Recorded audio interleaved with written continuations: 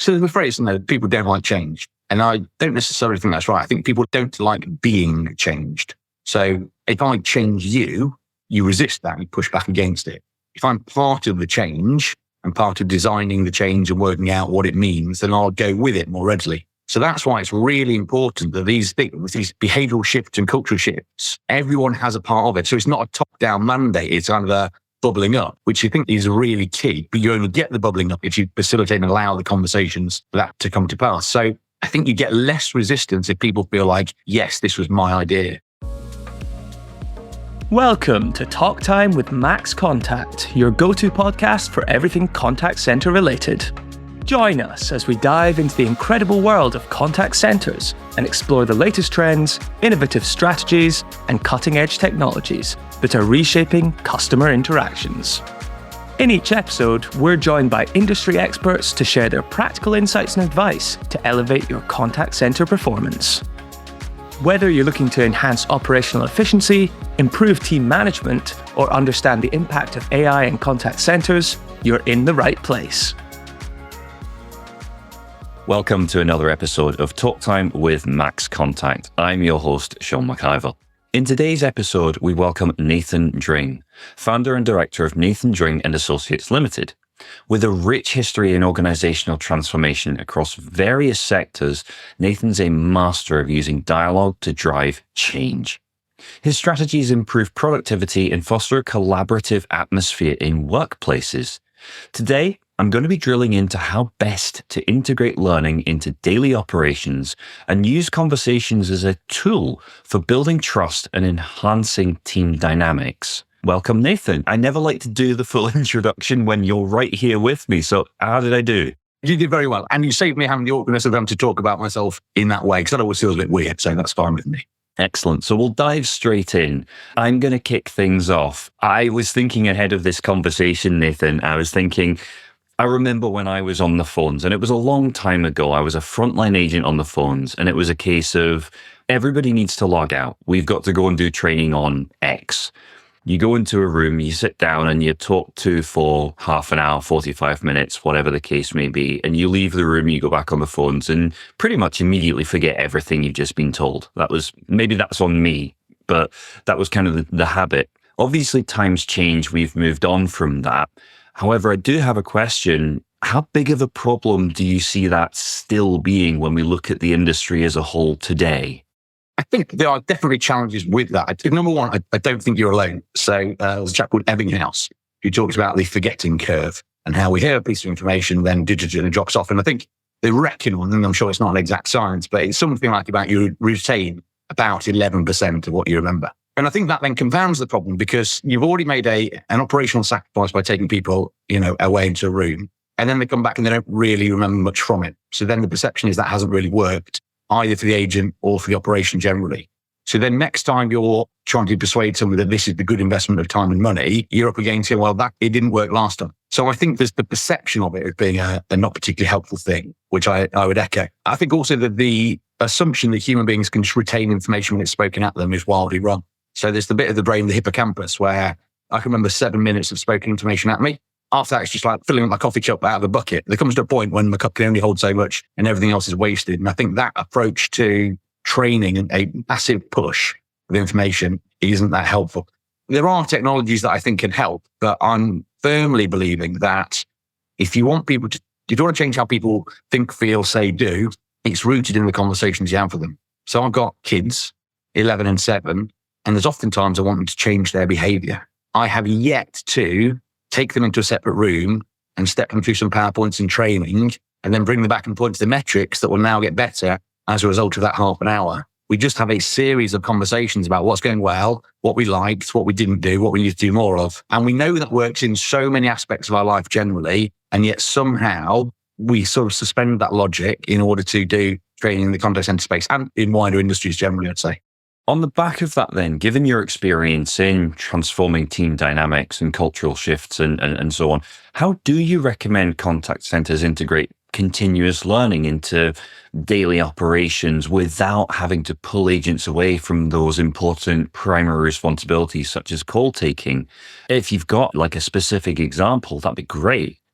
I think one of the things that's great about contact centers is they are scheduled as an operation and as a way of working almost more than any other function. The marketing team don't have fixed times and, you're told when you can go on your break and who you can sit with and when you can go to the toilet and that sort of stuff. And I appreciate there's more autonomy and flexibility coming in some sites, but the fact that there is a routine and cadence of conversations in contact centers, and that's a brilliant foundation because you can then, what you're seeking to do is, okay, if we can put something better into the content of those conversations, we can drive some better outcomes. It's like the daily huddle, and you might remember this from being an agent, the daily huddle got 20 minutes built into the shrink model to have it. The team leader will stand up with yesterday's figures, which now none of us can affect, and walk us through them. So there's probably 2 or 3 people who feel slightly aggrieved by that because they know it's their fault and they feel like they're being victimized. There's a couple of people thinking, if I just don't contribute, I can have a longer cigarette break. And then there's just a couple of other people looking out the window. Within about 3 minutes of the 15, 20, we've wound up. Team leader doesn't quite know what else to say. And so, well, let's just have a longer break or get back on the phones. And part of the planned time for a healthy development through conversation wasted. So the work I do with clients is say, well, let's use that cadence of conversation to talk about something that really, really matters. So if we want to talk, if we know that actually our challenge on our site is we are siloed, this team won't talk to this team, won't talk to this time. Okay, well, let's have a conversations about collaboration. Because if I talk about it and I think about it more and I change how I feel about it, then guess what? I change how I act towards it and subsequently my behavior shifts. So a lot of what I do is seeding conversations in the routines that exist. And I think to kind of jump back to the previous question about training, and my old boss used to use the phrase, things that are baked in, not bolted on. And as soon as something's bolted on, it's not the day job. So, okay, so now you're doing training, but that's not my day job. I've got enough pressures of my day job as it is. And now you want me to do more. So instead of bolting on, let's bake it in. Because again, when you come under the cosh, when calls are queuing, when something's gone wrong, when there's attrition or whatever it might be, the first thing that is removed is the bit that's been bolted on. Excellent. I'm going to follow that up with a yes and, in as much as that's even, again, this is me riffing a little, but that's even more important now in a universe in which we have, for example, hybrid or remote working, particularly within that cultural establishment and the way in which things are done. When people are remote, it's easy to fall into old habits or to not have things front and center.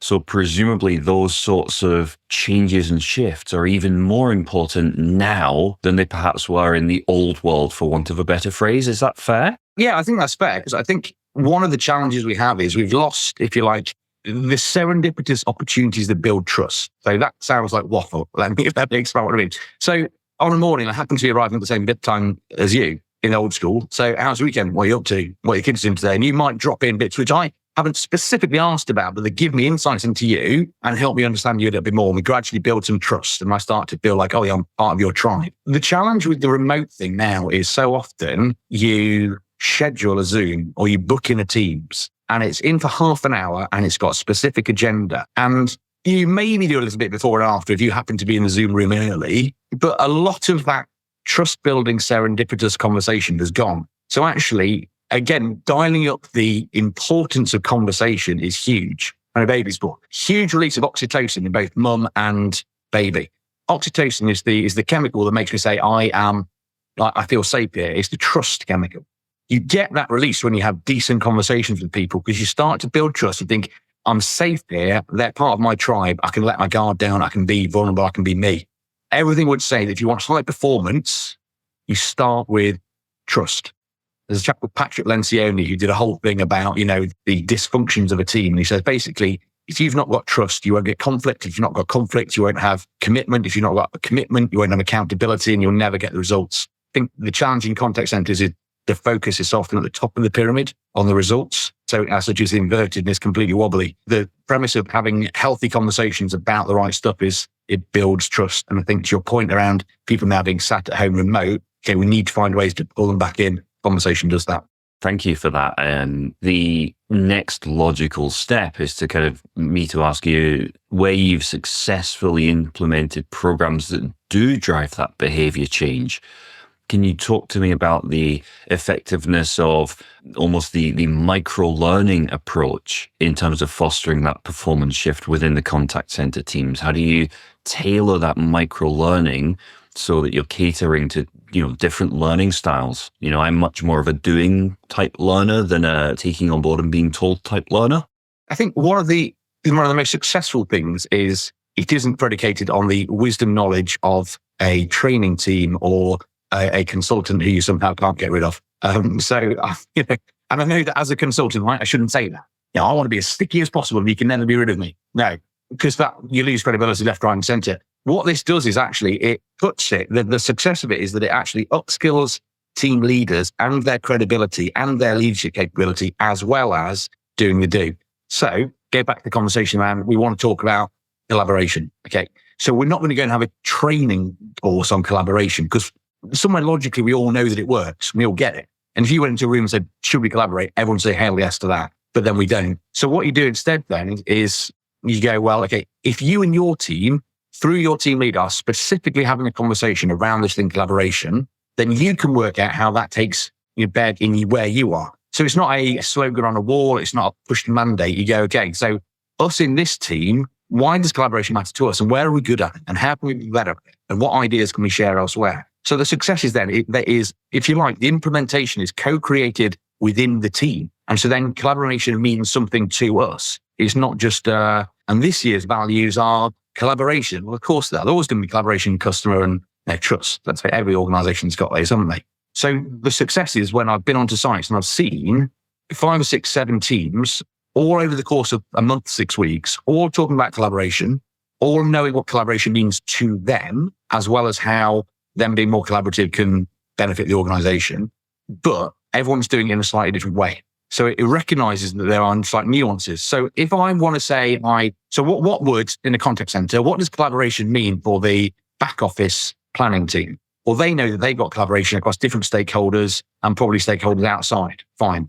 So collaboration means something to them. And then they work out how can they be more collaborative in their environment. Frontline service agents, well, how can you be more collaborative? Now, their initial, well, I can't because I'm just stuck on the phone. I hear a beep in my ear, pick up the call. Okay, but how might you be more collaborative within this team? How might you, when you want to go on a break, think, well, actually, there's a call queue and I can, okay, so it's still collaboration, but you implement it and it takes teeth and root in your team in a different way that's specific. And as such, everyone is doing the thing and behaving the way, but they've taken ownership of it to do it their way. And when you start to see that all over, you go, okay, well, that's no longer a training sheep dip. It's no longer just tapping into the salute the flag that says collaboration. It's, and then I get it and I live it and I do it. And you get those pockets all over and gradually the site starts to shift and change behavior as a result. Okay, I'm going to follow that up because you've touched on a couple of things there that I think I want to kind of draw out a little further. And you talked around the roles of the managers and the team leads in driving that culture change and the performance improvement. But there's 2 points that I would like to kind of ask, or 2 sides of the same coin that I'd like to ask on the back of that. There will be pain points and areas of resistance to change in trends that you'll have seen.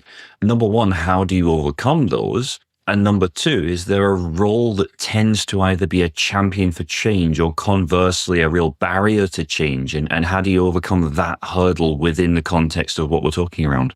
So there's a phrase, that people don't like change. And I don't necessarily think that's right. I think people don't like being changed. So if I change you, you resist that and push back against it. If I'm part of the change and part of designing the change and working out what it means, then I'll go with it more readily. So that's why it's really important that these things, these behavioral shifts and cultural shifts, everyone has a part of it. So it's not a top-down mandate, it's kind of a bubbling up, which I think is really key. But you only get the bubbling up if you facilitate and allow the conversations for that to come to pass. So I think you get less resistance if people feel like, yes, this was my idea. Yes, I'm part of that. And again, you see that in society. I worked with a charity who cleaned up graffiti, right, in Leeds. But they noticed that actually if people in the local community had designed the mural, it very rarely got graffitied because it's theirs now. If Leeds City Council paid for somebody to come in and design it for them, it'd be tagged left, right and centre. So there's something about that. Again, in human psyche, if I own this and I've been part of creating this, I'm going to preserve, protect and enhance it. Because the fundamentals of what we talk about, this isn't contact centre people are like this. This is human beings have a certain wiring in a certain way. So let's not fight against it. Let's use that to our advantage. Hope you're enjoying the conversation so far. If you're finding it valuable, we've got something special for you. Check out our latest industry report. a free resource filled with data-driven insights directly from the contact center landscape, created for contact center leaders looking to stay ahead of the curve. Find out more information via the link in this episode's resources. Through that lens, so I'm just trying to take a moment to frame the follow-up to that. There has to be a willingness in order to want to own or be part of that. And if we look back to how I opened this conversation, where you're taking people into a room, if that is the approach out there right now, I guess my question comes down to, what's the smallest immediate change that a company in that scenario can make to begin that process today? I think a really nice thing people can do is seek to understand the culture that they're working in. So as a really easy thing to do is ask your people 2 questions. Question 1, 3 words for me. How do you describe our culture today? And you'll go in word cloud it. Takes 10 minutes. And you'll see what the biggest things are that they're saying about it. Then you ask them the question, in order for you to be at your best every day, what would this culture need to be like? Give me 3 words. And then you'll get your current state and where your people need you to be. And it's their words and it's their ideas. And from there, you can start to plan and bring people in to help as much as is needed. But that's a really simple snapshot. And the beauty of that is it will bring out the emotional responses to the questions, not simply the logical, tangible metric stuff. Because the way we work, we are emotional beings. We rationalize. So, well, I bought this car because it's brilliant MPG and, it's just, I think it'd be great safety for the family. No, you sat at the lights, the leather smelled nice and it went. That's why you bought the car. We're emotional, we rationalize. And so I think if you can start to use those sorts of describe it now, describe what you want it to be, you tap into the emotional levers in people. And from that, you get a real sense of what you're working with. Because if 80% of our behavior is driven by that stuff, you sure as hell need to know what it is. I really like that answer. I think that from my point of view, thinking back on previous roles, even to an extent current roles, with imagining that exercise playing out, I think the results of that would be really interesting and also give a clear indication of the gulf between the two and how much of a journey there is to go on, and contextualizing that not only for the business, but also for the individual when they look at what that trend emerges. How do you track that then? So I'm on the journey. I run a business. I've got 200 staff. I'm on that journey. How do I track where I'm at along that journey and whether what I'm doing is working or whether it's actually having a negative impact? What metrics is there one? The big challenge when you're dealing with behavioral stuff is it is intangible and it is a lag metric. So very early on, given that you're working into a contact center, which is compliant, regulated, logical, and metric driven. And you're coming and going, but actually, the people who make this place work are emotional, irrational, intangible, and so on and so forth. But so where you start to see it is you'll see an uplift in engagement. You'll see people, if they feel like they own part of the way they work and they own part of the approach of these buzzwords, if they can see the value and that they bring, that if they know that they are seen and they know that because they're invited to, in conversation, share what they think, then you start to get uptick in engagement. The beauty of that is a 1% uplift in engagement generally drives roughly a 2% uplift in productivity. Now, you're not shifting your head count, so that uplift in productivity, that's somewhere you're finding profit there. So there is a bottom line to this as well, which is great. You also start to see it in attrition. And I think contact centers at the moment, it's just 20 plus spin in attrition. And why is that? Well, because I'm not seen, I'm not trusted, I'm not valued, I'm not recognized, I'm a widget. I am, to all intents and purposes, a cog in a machine. And again, I'm sure people hear that. No, not in my side. It's not like that where I work. But if you listen to the language of performance, it's levers, it's metrics, it's dials. And that's the language of a machine, as opposed to growth and organic and roots, which is the language of an organism. And again, we're dealing with people. So we should be using a language that is about people and about growth and about living things, not hard and fast metrics. Again, people can say that's pedantry or, that sounds a bit wishy-washy. There's a thing called the Florida effect. Have you ever heard of the Florida effect? Where they basically said, if we spend enough time around people talking about things, this did some study in America, talking about things that are linked to being old. So moving to Florida, going to bingo, pensions, all these sorts of things. Over time, these people started walking and moving slower. They just started to act in a way as if they were at that stage of life, the Florida effect. So this is why I'm passionate about the words we use, the conversations we have, the stories we tell matter. They absolutely matter. And we know it and we live it in our normal lives. And then we sort of hang it up with our coach at the door of the contact center and go, well, we're going to do it a different way here. And then surprise, surprise, it doesn't get us the results that we really want. You've just triggered a couple of things in my memory. And one of those is, again, to come back to the widgets piece where people are referred to as widgets. I always remember kind of internally shrieking, screaming when I heard someone refer to a particular team as, oh yeah, they're non-revenue generating entities. That was how they were referred to. And I just remember shrieking internally going, I can't believe that that's just been said. And on the back of that, it's the quote, and I forget off the top of my head who it was that said it, but it was, people won't remember the words that you say, they'll remember how you made them feel. And if we continually refer to people with these metrics and that sort of thing, then of course that's going to have an impact on how you feel. And so changing the words changes how you feel. So that tracks as well. I'm going to bring something else in now that I'm really keen to talk to you about. You were recently a judge at the UK Employee Experience Awards, and you're about to go into judging the UK Customer Experience Awards as well. Number one, first off, congratulations. That sounds really awesome. But my question then is, what were you really impressed with at the Employee Experience Awards? What really jumped out to you as part of that process? And was there a trend there that you're starting to see? And what are you looking forward to, or what are you expecting to get from the Customer Experience Awards? And is there an alignment between those that's starting to emerge? It was really interesting. There was quite a lot of stuff around clever tech. So what we've got clever learning platforms, we've got portals, we've got ways of bringing all your tech in together. We've got sharper ways of onboarding so it's less clumsy, that sort of stuff. And that was really good. Rarely did it win though. The stuff that won was where people were, and again, this is kind of my slant on it, it's where the people matter. So we're going to do stuff with the people. There was some phenomenal well-being stuff. There was one in a category that I judged where you knew they've been making tons of revenue, but that was secondary to them because what they're saying, but what we're doing is the right thing for these people. And that, I mean, the other stuff will follow, right? But we are doing stuff because if we get it right for the people and build that as a foundation, the other stuff comes. And I think generally that was the piece that we were talking around was because it's seeded in people, because even the technologies or the process changes, they were saying that's all well and good. It's scoped and mapped and costed and benefits and all that. But then it hits the mark on a human being and they will decide in a moment, yes or no. And so if you've not got them with you, hearts and minds, the co-creation bit, whatever that might be, then not that it doesn't matter, but it has a massive impact on the value of all the other stuff you've done. And so I think that was the bit I noticed was that lots of clever tech, lots of really cool, really sharp stuff, some brilliant minds. And there is therefore a leaning into it. I think the risk is the digital side of things, the gamified side, the online learning, the nudges stuff is seen as the sexy new shiny thing.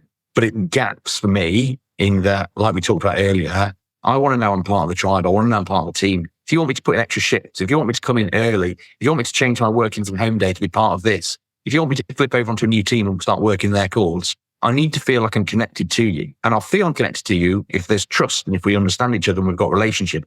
I think that ties in really nicely to one of my next questions, probably, unfortunately, going to be one of my concluding questions. But I think for me, one of the interesting things has been the rise and the explosion of those two magic letters that everyone's talking around at the moment, AI. And I think that that ties in really nicely to what we've just been talking around, in as much as the AI should be there to enhance and improve the life of the user, not just to be tacked on as you said, some new shiny thing just because it's new and shiny and we want to be using the new and shiny things. Again, just from my point of view, is that something that you would agree with? Have you seen that within what you were judging recently? There were aspects of AI. I think interestingly, there was a conference earlier in the year with Piers Limmy, who's one of the dragons from Dragon's Den. He had a big view that, contact centers will be gone. They'll be gone soon. They're irrelevant, or not irrelevant. They'll be replaced by AI. We don't need them. AI will never do empathy. And if you think the number of times actually, when someone's had a great customer experience, there's been a personal connection and you have understood and got me, not my problem, me. And that's when I want to come back. And AI cannot and will not do empathy. I don't think it'll ever get to that point. Why do I go back to a shop or a restaurant? Why do I do that even though it's a little bit more expensive? Well, because I want to go back there, because I know that when I get there, they get me. Any restaurant could serve me food. Great. It's not about that. And AI, for as long as it cannot do empathy and understanding, will not get me. It'll understand my issue or my need, but not me. And I think human beings want to feel understood. I want to feel like you've got me. Now, where does that place AI? I think what it'll be able to do is a lot of if you think about the value pyramid, it'll be able to do a lot on the bottom of the value pyramid, the transactional, functional, easy stuff. And so I think there is a requirement and a responsibility in the service industry to help people move up the value pyramid and go, okay, well, where you will be able to bring more, where you'll add more value is in this empathy, in this understanding, in this creativity, in this autonomy. But to create that environment, you've got to have leaders who know how to lead an autonomous workforce. You've got to have leaders who genuinely embrace innovation, even if you fail fast and learn. Whereas the leadership will suppress people, they'll keep them at the transactional level, and then AI can quickly replace them out. But then they won't have the skills, they won't have the people to deal with what customers really want. Just to close us off, I think that aligns really nicely. And in my head, I'm kind of thinking of Maslow's hierarchy of needs almost. And the way in which they align that realization of sense of self, sense of value, and taking out the transactional things, utilizing some of the automation tools, elevating that and saying, actually, I matter as an employee because I'm delivering this rather than, for example, typing in numbers endlessly. It feeds into that whole, almost a parallel to Maslow's hierarchy of needs in that sense. Again, just throwing that out there as a last thought. Would you agree? I think you're absolutely right. I'll finish with this. And my eldest brother, about 30 years ago, worked at a BT call centre in Leeds. The day he was asked to leave was the day that he was sat. He didn't realise his team leader was still behind him. And he said to the customer, to be honest, we're all just a bunch of performing monkeys here. Doesn't matter what I think. Team leader heard, and believe it or not, he was asked to leave that day. But actually, I think all he did was vocalise what quite a lot of people feel a lot of the day. And until they feel like they're seen and they matter, and therefore what they do matters, not just making money for the shareholders, not just keeping us out of court, not just obliging, not just how the hell do I get this person to stop shouting, but I matter and therefore what I do matters and helps. I'm shaping this team, I'm shaping this department, I'm for the good of this business, and I can contribute. And what I do, if I have a great day, it helps the business. And if I don't bring my A game, it impacts everyone around me. If people can understand that, then that's a hugely beneficial place both for them and the organisation. Incredible. Thank you so much for that. Nathan Dring, consultant, facilitator, L&D specialist, public speaker, a big believer in the power of conversation. And I think fair to say it's been a really powerful conversation today. Thank you so much. And best of luck with the judging at the UKCXAs as well. Thank you very much. It's been an absolute privilege and a great conversation. Thank you. Thank you for tuning in to Talk Time with MaxContact. We hope today's discussion has sparked new ideas to help you advance in your contact center. To learn more about any of the topics discussed in this episode, visit www.maxcontact.com. If you enjoyed this episode, don't forget to leave us a rating on your favorite streaming platform to help other like-minded individuals join the conversation. Also, stay tuned for our upcoming listener questions segment. We'd love for you to participate and share your thoughts. And remember to hit the subscribe button and turn on notifications to never miss a future episode. On behalf of everyone at MaxContact, thanks for listening.